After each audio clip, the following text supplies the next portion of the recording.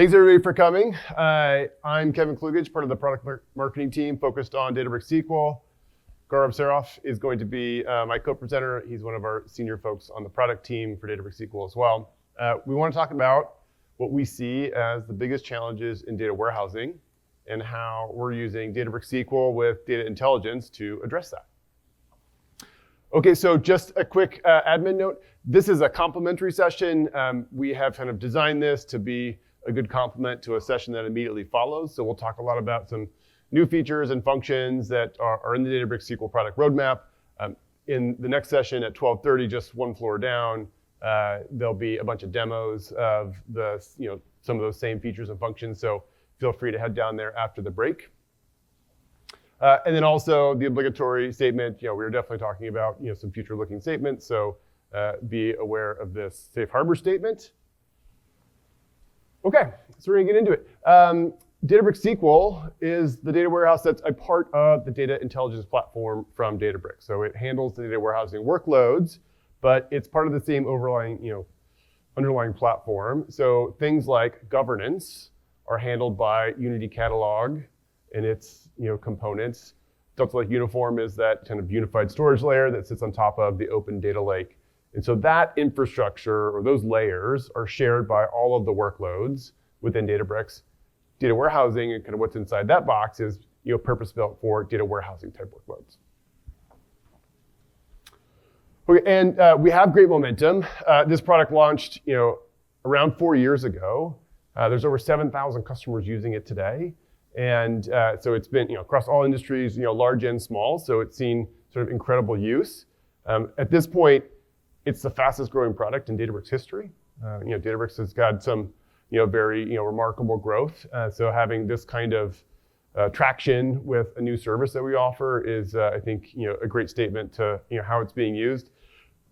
I do want to point out this isn't like repackaging workloads or jobs that we're running elsewhere. Like this is like only the workloads that are running in the new service that is Databricks SQL, part of the platform. We've also been recognized as a leader by multiple industry analysts at this point. The Gartner Magic Quadrant for database management systems is our third year in a row in the Leaders Quadrant. And then the Forrester Wave for data lakehouses was just released. And Databricks is at the top. There's something like 19 categories for their evaluation where we had a perfect score. So there's a lot of adoption of Lakehouse in the industry. As the pioneers of it, we've been pleased to see this be recognized by Forrester. And we're also integrated with all the tools that you know and love. So we have lots of great partnerships, but this has taken time to build out this rich ecosystem. The popular ones that people tend to focus on are in the BI space. You have your Power BI, you have your Tableau. We have great partnership with Sigma. These are tools that work well with Databricks SQL out of the box. Okay, but if you look inside Databricks SQL, let's see what we have there. So it's a unified architecture end-to-end for everything that you would need to do in a data warehouse. You can ingest data from anywhere. You can transform it so you can clean it and shape it. And then you can start to analyze it with a set of query tools or visualization tools built into Databricks SQL. And we also have a serving layer that if you want to use external applications or BI tools like I just mentioned, we have a great serving layer that has really high concurrency and performance for any external apps that you want to connect. It lives on top of that unified governance layer from Unity Catalog, where you can search and explore your data. You can also participate in an open marketplace that's powered by Delta sharing, so you can share data and collaborate with anyone in your network. And then there's the underlying engine that handles all of the warehouse workloads. Okay, so we're gonna double click into these boxes again. There's a host of capabilities that you need in each one of these areas. So we've been busy for years building out all of the features and functions that you would need for a data warehouse. But it's not just to sort of fill in, check the boxes. There's kind of two motivations. One is we need to make sure that we had all the appropriate coverage for the thousands of customers that have migrated their data warehouse workloads to Databricks SQL. You need to make sure you have the appropriate features so they can do those migrations. And then we've also been going beyond that, just the basics, and trying to provide the more advanced features that will improve performance and usability for the platform. And so we're going to get into a lot of those new features today.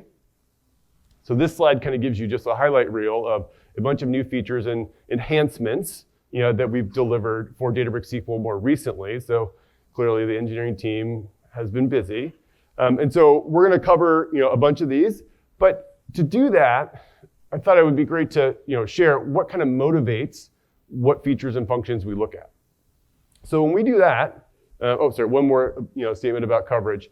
Serverless. So Databricks announced today that we are 100% serverless across all of our services, which is great. Databricks SQL as the warehouse has actually been serverless, has had serverless availability for quite some time, but it's been rolling out to different regions around the world. Today, there's over 40 regions that have SQL serverless available across all of the clouds. Our serverless regions for Google Cloud are actually becoming GA, imminently, so they'll be within a short period. So there's serverless access to Databricks SQL all over the world, and we're quite proud of that. Okay, so back to what motivates what the features and functions are that we try to deploy across the world. We look at the three problems that we see our customers and the folks who, like myself, who have managed data warehouses and worked in that environment. The classic challenges that we saw, for the last several decades, data warehousing has been around for at least 40 plus years, still exist. There are still fundamental challenges with governance because you have tools, and now you have AI models, and you also have dashboards, and who has access to what, and how you control that gets managed in different tools. So it's still really hard to govern and manage your data, and that's still a problem today. Performance is a problem. There's still too much effort, rolling up your sleeves and trying to tinker and get performance to an acceptable level. If you have users who are complaining and sending angry emails about their reports not being on time, that's still a problem today. I compare it to like keeping your cars in the workshop all the time and trying to keep those engines running smoothly and keep their performance tuned up. It just takes too much elbow grease to make that happen. And then the ease of use. There's tools are outdated now. It takes too much specialized training and expertise to be able to do the types of tasks that you want to do. And so it's just not really universally available for anyone to ask questions and work with their data. So these are the three types of problems that we're really focused on solving and using Databricks SQL and data intelligence to do that. So I'm going to get into a little bit of how we're doing that for governance first, and then I'm going to hand it over to Gaurav. Okay, so governance includes a bunch of things. It's a general kind of, sometimes vague term. So when I'm talking about governance, I'm thinking about, these different areas. How do you discover data? How do you control access, lineage and so forth. And so within Databricks, that's all powered by Unity Catalog. So this is the place where you have your data catalog. You go to explore what tables you have. You can look at the data lineage of where does the data from that table come from? Where does it go downstream? That's automated, by the way, so you can just see that automatically with the jobs and the workloads that you're running. In the center there's also our federation. So you can create a connection to an external data system and then use Databricks as a unified engine to access that data if it's not in Databricks.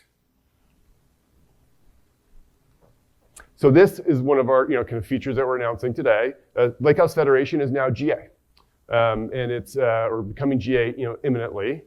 So this is where you can take these databases and data warehouses that you see on the screen. If you have data in those that you want to access and govern from Databricks, you can. You can set up that connection. You can use that connection in conjunction with your Databricks data. You can apply policies in the same way you apply policies to your Databricks data to the data sets in those databases and data warehouses. So this just gives you one place you can manage your entire data estate, right? So that's, when you look at governance and all the different tools you have to manage with data in different places, this gives you a unified way to do that and apply the same policies wherever that data may live. Next thing in security is you're trying to restrict access, not just at the table level, but at the row level, at the column level.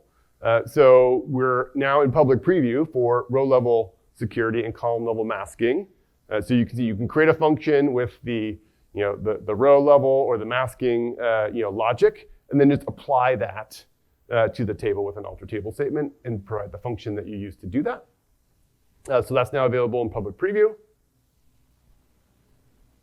SQL Warehouse monitoring already exists. This is sort of the state, the page that If you're managing a data warehouse in Databricks SQL, you tend to come to this first when you want to look at what's the activity happening in your Databricks SQL warehouse. It shows you kind of what the concurrency loads are, the queries that are running, sessions, et cetera, how your clusters are scaling up and down, so you can kind of see the activity at that level. So this is a great place to start, but what if you want to dig in and figure out more about what's happening with your warehouse? Well, that's where system tables come in. So we're now in public preview with system tables. There are several that are already available: billing, warehouse events, and query history. There's another one on warehouses coming later this quarter. But this is systemic available data that lets you dig into and see more information and answer like deeper questions. So all of the warehouse events, starting and stopping, shrinking and growing the cluster size, who's running what queries, all that's now available in tables for you to query and dig into, in all of its detail. So there's another session, and by the way, some of these features have more deep dive sessions, so I'm giving a bit of a tour here, but if you want to learn more about particular sessions that have particular features that have a session, we've noted that at the bottom. So tomorrow, Jeremy and Alex are going to be talking in detail about system tables and other related features.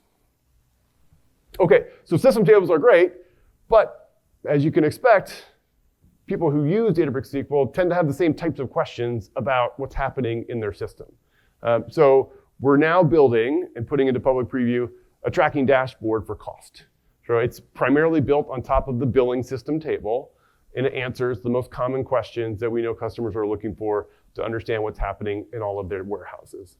So you can look at who's using what, who's spending what, right? And so you can look at queries in warehouses that are costing you the most and try to figure out how to triage and whether something needs to be, whether action needs to be taken on top of that.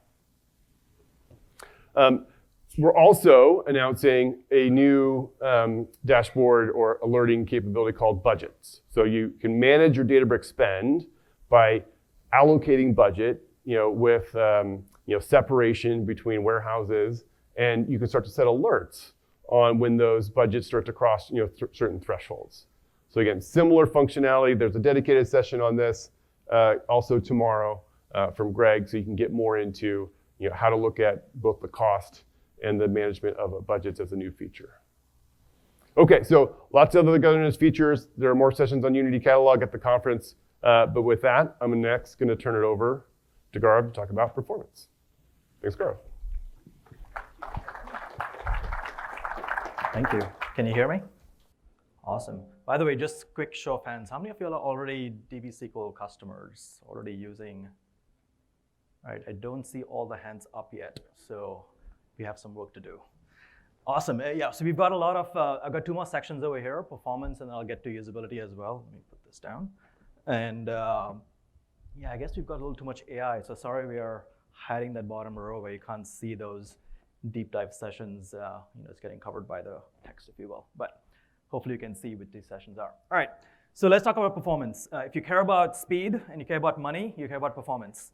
If your queries are running slowly, not only are you waiting to get those results back, but you're probably spending too much money to get that query result back. And so obviously we care a ton about the performance of our query engine. But let me walk you through how we're thinking about this. There are really three layers of performance here. There's the data layout, which is how are your files actually stored for each table inside your storage, like S3 ADLS. That's one part. The second part is now there's a query. How do I create this query plan? How do I execute this query? So that's kind of what we refer to as the middle part of the query engine. And the third part is workload management. This is when your BI tool or your user is actually sending in a query. It has to go somewhere. It has to go to some cluster, some compute to actually execute. So even before the query plan is generated, it needs to go find a home, if you will, to run compute.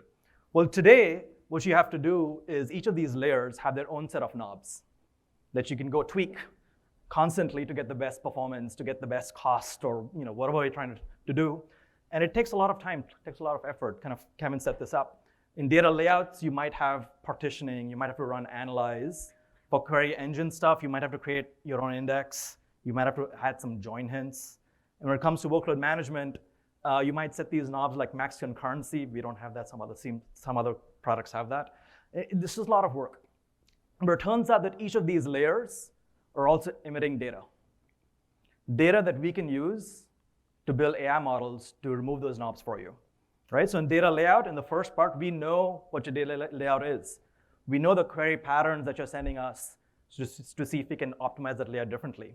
In the engine, we know the query plan. We know the statistics of your tables. We know the statistics of your columns. And we can use all of this to build AI models to get all of these knobs out of the way and get the performance that you need without all the kind of tweaking. So let's go through some of these features. I'm going to start with intelligent workload management. What is this? So again, we're going to start with, imagine a BI tool or your user sending in queries. The system gets the query and says, great, where do I put this? Do I put this in cluster 1 or cluster 2? This is a large query. Should I put it in the cluster that has no compute left because there's other queries running? Or should I put it in the cluster that has maybe just one small query running and there's more compute space to put it there? If you make the wrong decision, the query runs slowly, maybe it costs you more. Make the right decision automatically, it can automatically get you a better performance with a lower cost. And so intelligent workload management is something we launched with serverless SQL last year. It is GA now. And what it does is, it does a few different things. One is it scales up and down clusters 5x faster than what you could do on classic SQL, for example, which is not serverless. And so it looks at the query queue coming in, and it says, okay, great, I've got too much queue. Let me spin up clusters really fast. Oh, my queue is getting removed, it's getting depleted. I don't need these extra clusters anymore. Let me reduce cost. And it quickly shuts those down even 5x faster, so that, again, your cost goes down as your number of queries or workload patterns change in the next few seconds even. Next one is predictive optimizations. So one of the biggest problems with data layout is, gosh, which tables do you go and optimize, run vacuum, run analyze, and how do you set up your layout so that you get the most performant queries out of this? This is at the, by the way, the first layer. I'll go back 2 slides here. This is at the first layer, data layout aspect. So predictive optimizations was in preview last year. It is GA now. What it does is, both at ingest and as well as lazily after ingest, it automatically runs optimize, vacuum, analyze, and liquid clustering in a ROI way, right? It knows which one to run on which tables, which columns, in order to get the max performance and TCO of the system. You can see this chart on the right-hand side. This is from Anchor, where they started running predictive optimizations. And you can see that the storage cost, we don't have that y-axis here, but that's cost going down. So the storage costs went down 50% as a result of using predictive optimizations. And at the same time, their query performance went up 2x, right? So if you think of it from an ROI point of view, there's a 4x impact on using predictive optimizations. This is now going to GA. All you have to do is flip it on in Unity Catalog for the tables, and you're going to get this thing working automatically for you. Next one, liquid clustering. So this kind of works with predictive optimizations, by the way. The problem over here is that you have to manually figure out which columns to run clustering on and how to cluster them to get the best performance. Liquid clustering kind of does it automatically for you. You just tell it that, hey, here are the columns I want to cluster on, and it figures out the right way to cluster based on the query load patterns that are coming in day in and day out. Previously, you had to guess perhaps what your users are doing, which columns I should do, and how should I cluster it. Liquid clustering kind of does it automatically. We don't have this yet, but coming soon, we will also select those columns automatically for you, right? So you don't have to do that. You just say create table as ... and you're done. You don't have to select columns or anything, and we do the rest for you. And by the way, liquid clustering works well with predictive optimization, right? On the previous slide, I said that it does the liquid clustering automatically for you once you've set it up. Okay, next one, automatic stats. Why is stats important? As you're building these query plans in the query engine, it's really important to know the stats of each column. Are there 5 distinct values here or 1,000?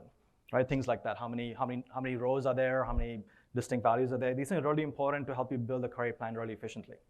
And so what automatic stats does, by the way, this is in private preview right now, is it looks at your query patterns automatically, and it runs both at ingest when you're loading in more rows, as well as part of predictive optimization to automatically collect stats on your tables, stores them, and then when the query plan is being generated, it uses this to automatically improve performance of your queries. We ran a benchmark, and we are seeing that for queries, a 33% faster query runtime after you have enabled automatic statistics. If you're interested in this feature, please reach out to your Databricks account reps, and we'll enable it for you right now. This should go to public preview in the next few months.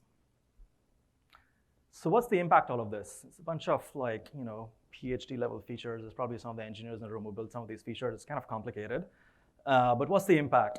I know some of you all came in early from the keynote, but Randall covered these as well. But I'll kind of walk you through what the impact of these features are. If you think about it, you kind of want 3 or 4 things from performance from your kind of query engine. The first one is that as your data size goes up, as you go from 10 gigabytes to 10 terabytes, you want your query performance to be really good, and you want to make sure that it's better than the competitors in the industry. And so what we have here is performance, which is basically latency in the top chart, and cost in the chart below. The red line is us. The gray lines and blue lines are our friends in the industry. And along the x-axis, we're going from 100 gigabytes to 30 terabytes. These are standard TPCDS benchmarks.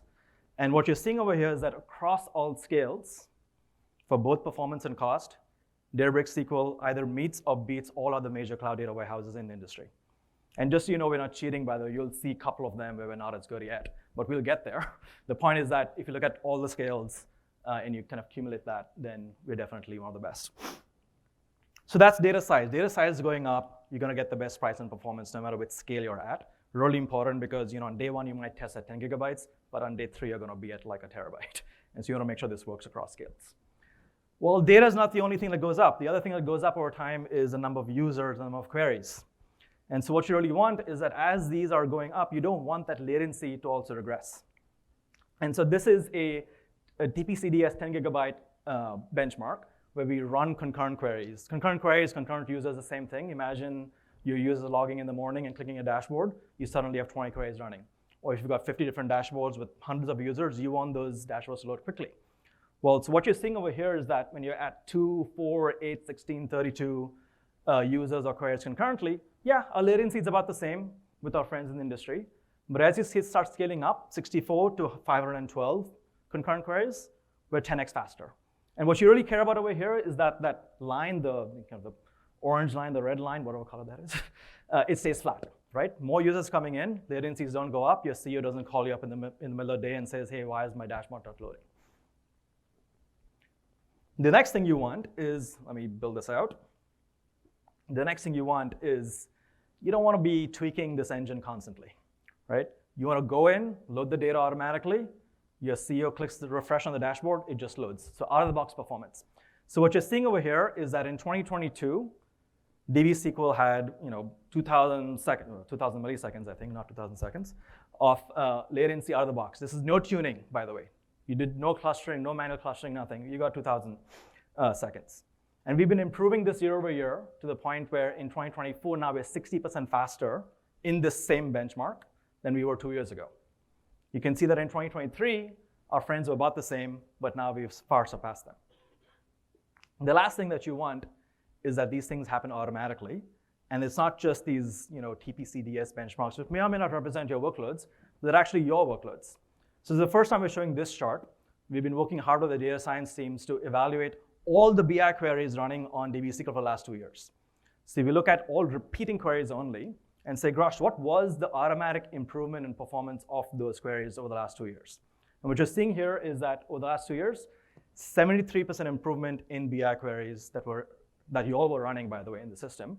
And if you do the math, it's kind of, if there was a query that was taking 10 seconds to run 2 years ago, it runs today in 2.7 seconds, which is, if you do the math again, it's 4x the improvement. So we're very proud of this, and we're not done yet, right? 73% is for the last 2 years. We're going to keep improving the performance of DB SQL in the coming years using all these features that I just mentioned. Okay, so let's switch to ease of use. We talked about governance already. Let me flip to this slide. Going back to this chart, we talked about governance and the performance engine at the bottom too. But users are kind of going through this entire flow of ingest, transform, querying, visualization, and serving. And we want to make sure that the product is really, really easy to use for all sorts of users out there. So I'm going to walk you through some of the new investments we're making across these layers in the next few slides. All right, first one, ingest and transform. So there's many ways to ingest data into Databricks. You've had different ways to connect through partners. You can set up streaming tables, obviously, which I'll talk about. But at Summit, we're announcing native connectors for ingestion. This will be mentioned in the keynote, I think, tomorrow, and there'll be some sessions as well.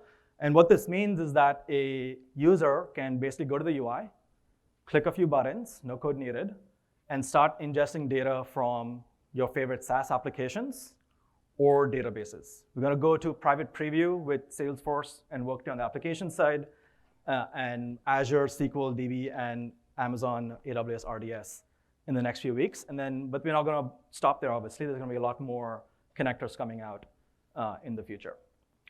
I can't wait for SharePoint or Excel or Google Sheets where I can just small work, just put something in Google Sheets or Excel, and then suddenly shows up in a Delta table that I can run larger queries on. So that's my inner nerd waiting for that feature to be baked into DB-SQL directly.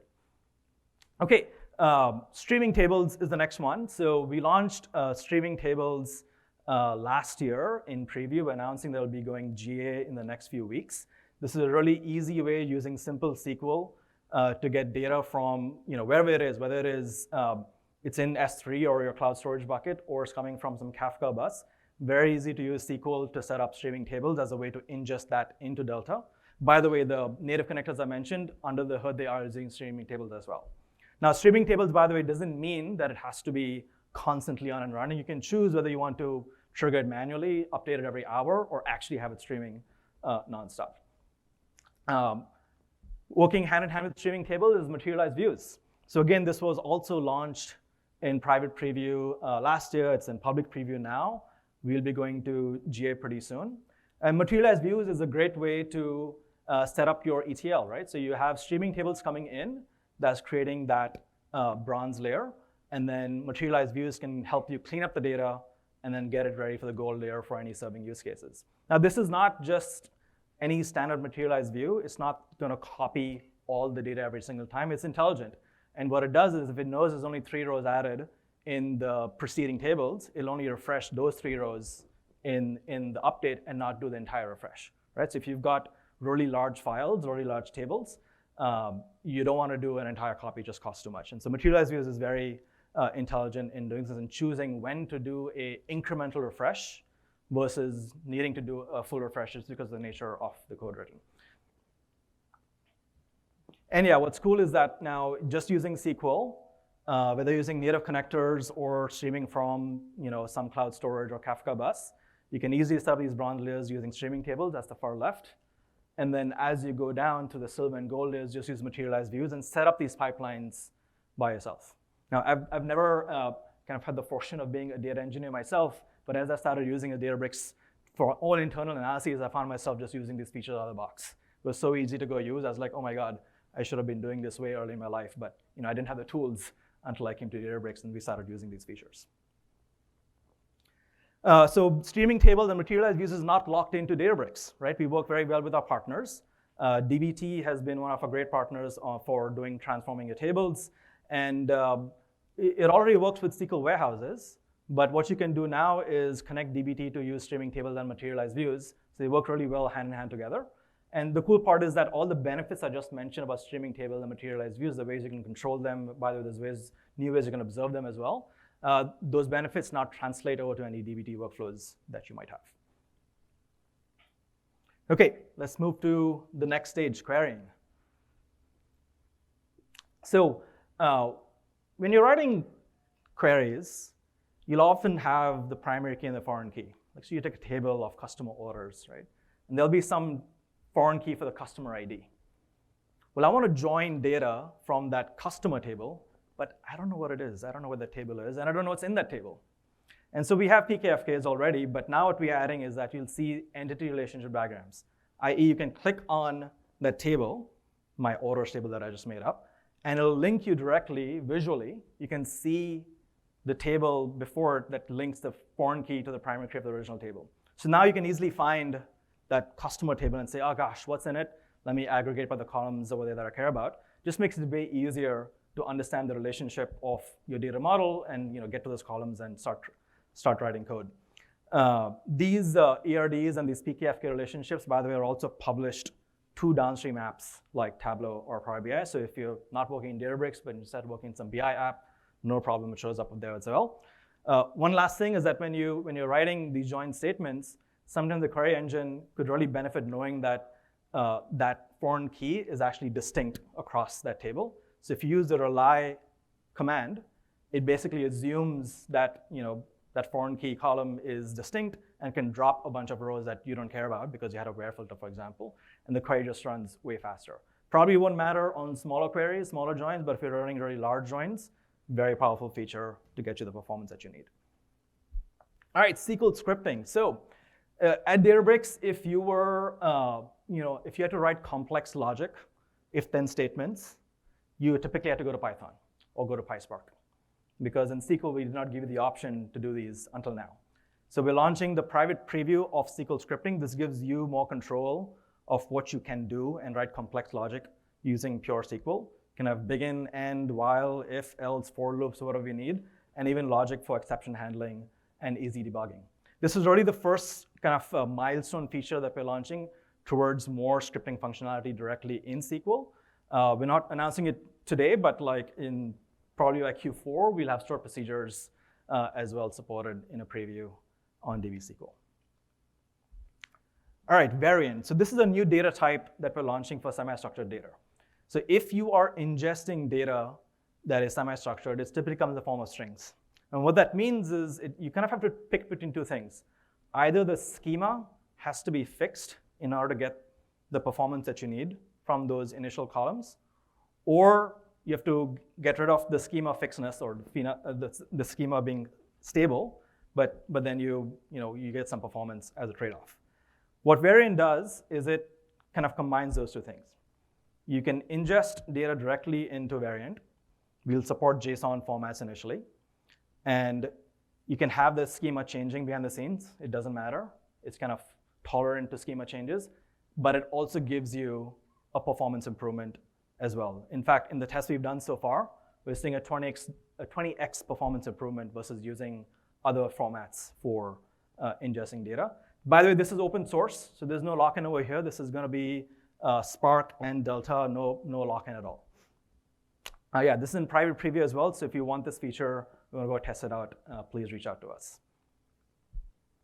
Spatial SQL. So if you are in a business that has objects in the real world, or objects moving in the real world, and you want to know where they are, you want to track them, then you got to do some type of spatial SQL analysis. We've got many customers already using spatial SQL on Databricks. Today we support the H3-based formats, but today we're announcing in private preview 60 new spatial SQL functions that kind of support vector analyses directly inside SQL. This comes with really fast spatial joins. So if you want to know if this polygon overlaps with that polygon, and if it takes 10 minutes to do that, it's kind of pointless. So we're going to have both kind of the ability to do polygons through vectors, but also have fast joins and support for WKTs. WKTs, what is this? Well-known text, well-known binaries, and GeoJSONs. Okay. I guess we're the Data and AI Summit, so if we don't give some AI love to our SQL friends, this summit will not be over.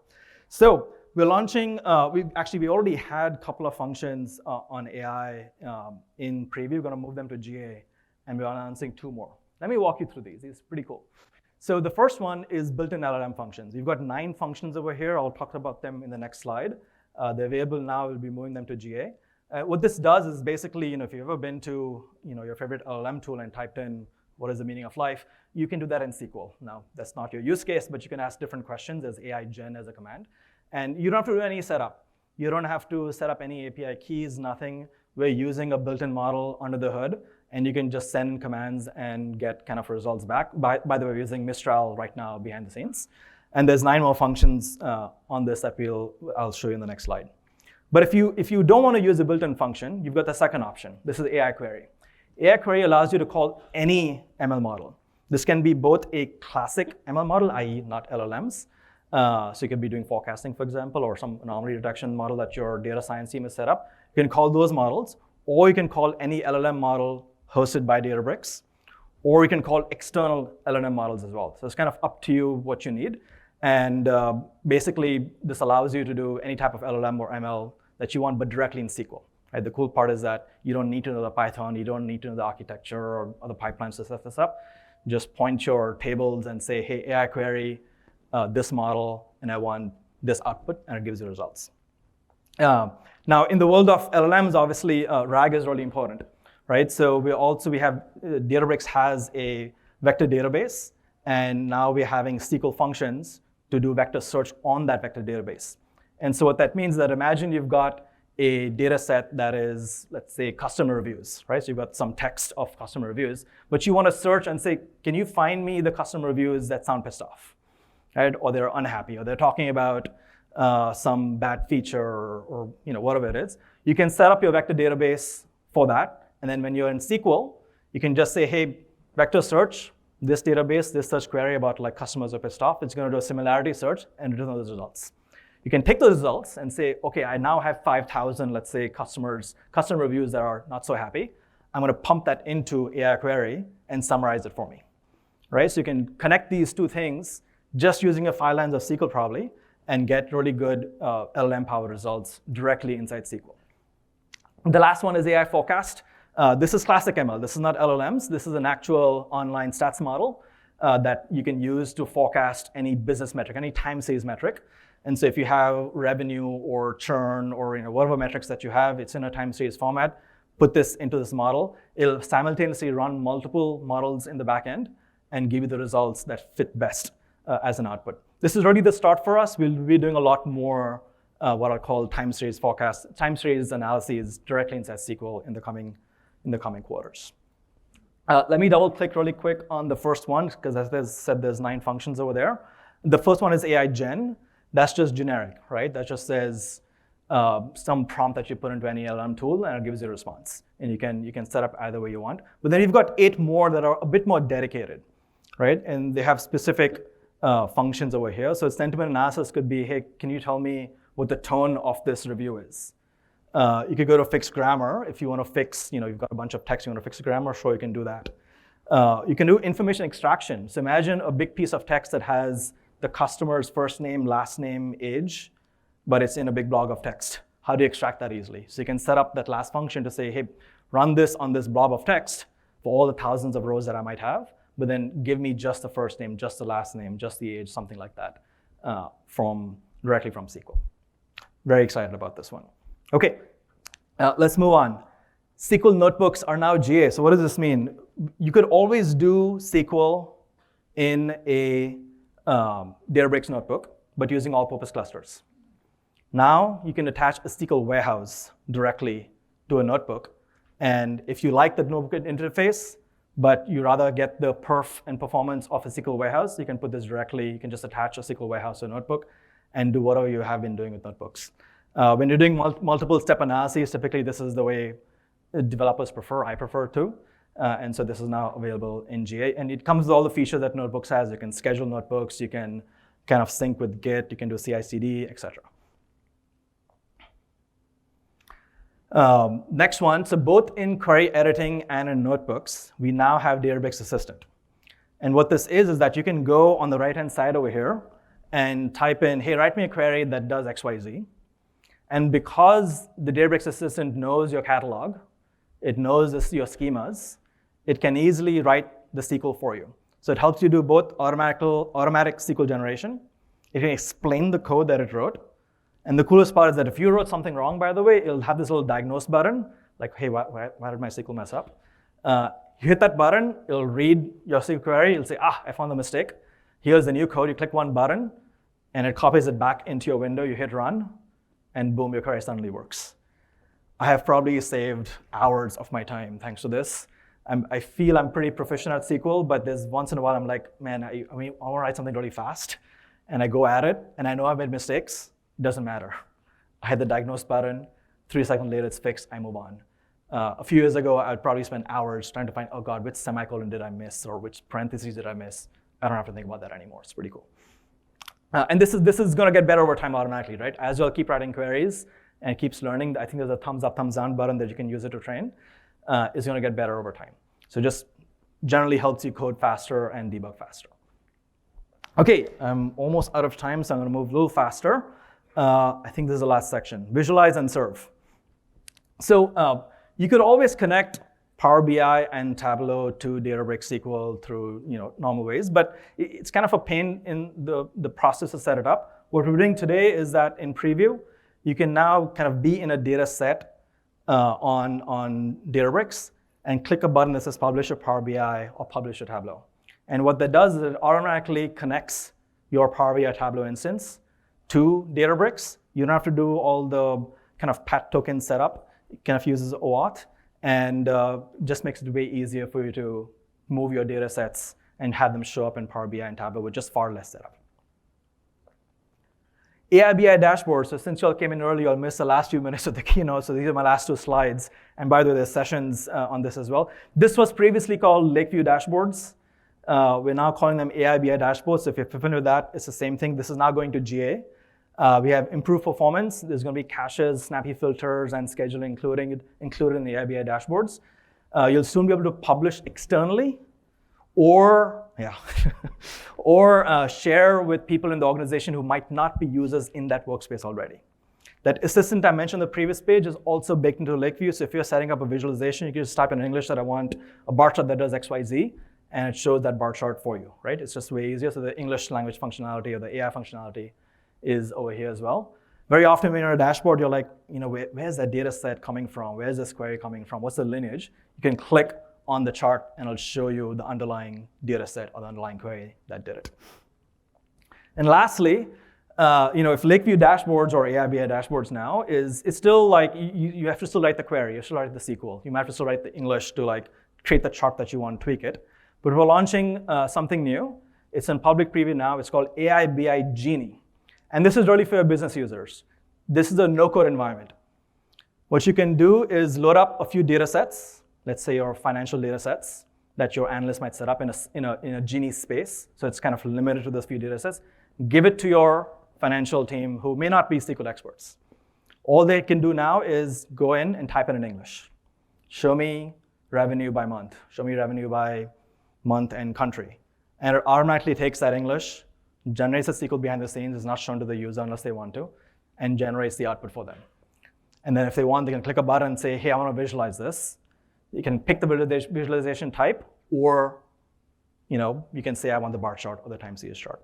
So this is really something opening it up for all business users to get access to analyses without needing to be bottlenecked by a data analyst team or business analyst team. They can ask questions of the data without knowing SQL and just get the results directly. All right, I think that's all we have, and I'm out of time, so I'm going to wrap it up over there. Thank you so much for coming today.